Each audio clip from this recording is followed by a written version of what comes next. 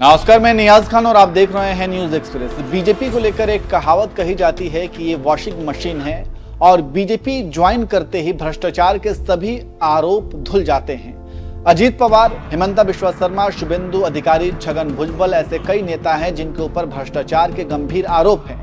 जब तक इन नेताओं ने बीजेपी ज्वाइन नहीं किया था तब तक बीजेपी इन्हें पानी पी पी कर कोसती थी, लेकिन जैसे ही इन्होंने बीजेपी ज्वाइन किया तब से इनके खिलाफ ना ही प्रधानमंत्री ने एक शब्द बोला और ना ही गृह मंत्री ने। मतलब ये कि भ्रष्टाचारी तभी तक थे जब तक इन्होंने बीजेपी ज्वाइन नहीं किया, और जैसे ही बीजेपी ज्वाइन किया ये वॉशिंग मशीन में धुलकर एकदम नीट एंड क्लीन हो गए। इसके अलावा बीजेपी पर एक और आरोप लगता है कि बीजेपी सरकारी एजेंसियों का दुरुपयोग करती है, अपने विरोधियों को परेशान करने के लिए ईडी, सीबीआई जैसे एजेंसियों को लगा देती है। अरविंद केजरीवाल, संजय सिंह, मनीष सिसोदिया, सत्येंद्र जैन ये तमाम आम आदमी पार्टी के दिग्गज नेता हैं जिनका आरोप है कि केंद्र सरकार ने इनके खिलाफ केंद्रीय एजेंसियों का दुरुपयोग किया है। ये सभी नेता जेल में बंद थे, लेकिन फिलहाल ये जमानत पर बाहर हैं। इन सब के जेल से बाहर आने के बाद ऐसा लगा कि अब आम आदमी पार्टी के बुरे दिन चले गए। लेकिन इसी बीच खबर आई कि अब दिल्ली सरकार में परिवहन मंत्री रहे कैलाश गहलोत ने इस्तीफा दे दिया है और आरोप लगाया है कि दिल्ली सरकार केंद्र को घेरने में ज्यादा समय बर्बाद करती है। हालांकि गहलोत के इस इस्तीफे को कई एंगल से देखा जा सकता है। ये भी कहा जा रहा है कि गहलोत ने जांच एजेंसियों के दबाव में आकर इस्तीफा दिया है। आरोप ये भी है कि गहलोत की बीजेपी के साथ नजदीकियां बढ़ी हैं और गहलोत पर डीटीसी घोटाले को लेकर भी उन्हें घेरा जाता रहा है।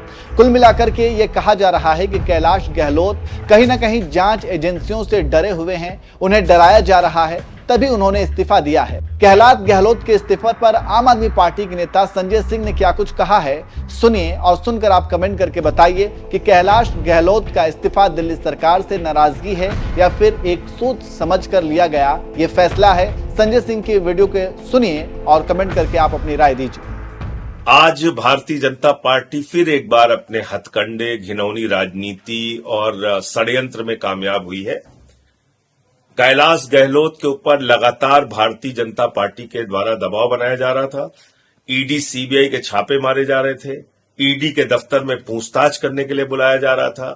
इनकम टैक्स के छापे उनके घर पे मारे जा रहे थे। और ये भारतीय जनता पार्टी की खूबसूरती है नरेंद्र मोदी जी की कि जब वो किसी के ऊपर ईडी का छापा मरवाते हैं, इनकम टैक्स का छापा मरवाते हैं, ईडी के दफ्तर में पूछताछ के लिए बुलाते हैं तो जोर जोर से प्रेस कॉन्फ्रेंस करते हैं, चिल्लाते हैं, कहते हैं ये तो कैलाश गहलोत पे ये भ्रष्टाचार है, वो भ्रष्टाचार है। और जैसे ही वो बीजेपी में शामिल हो जाते हैं तो सारे आरोपों से बरी हो जाते हैं। मोदी वॉशिंग पाउडर से उनको धुल दिया जाता है। तो बीजेपी एक बार फिर से अपने षड्यंत्र और अपने घिनौनी राजनीति में सफल हुई है। मैं समझता हूं कि कैलाश गहलोत के ऊपर बहुत दबाव था ईडी, इनकम टैक्स और तमाम तरीके का, और उसके कारण से ये फैसला उनके द्वारा लिया गया है। लेकिन उन्होंने भ्रष्टाचार का आरोप लगाया है, यमुना सफाई के लिए की बात की है, शीश महल। वो ऐसी बातें कर नहीं सकते क्योंकि वो 5 साल तक सरकार का हिस्सा रहे हैं। जिस पार्टी में आप रहे हैं, जिस सरकार में आप रहे हैं, अब मैं कहता हूं ये सारी की सारी बीजेपी की स्क्रिप्ट है। भारतीय जनता पार्टी अब जो स्क्रिप्ट बना के देगी और जिस तरह का षड्यंत्र उन्होंने कैलाश गहलोत जी के खिलाफ किया है तो उसी तरह से उनको बोलना पड़ेगा।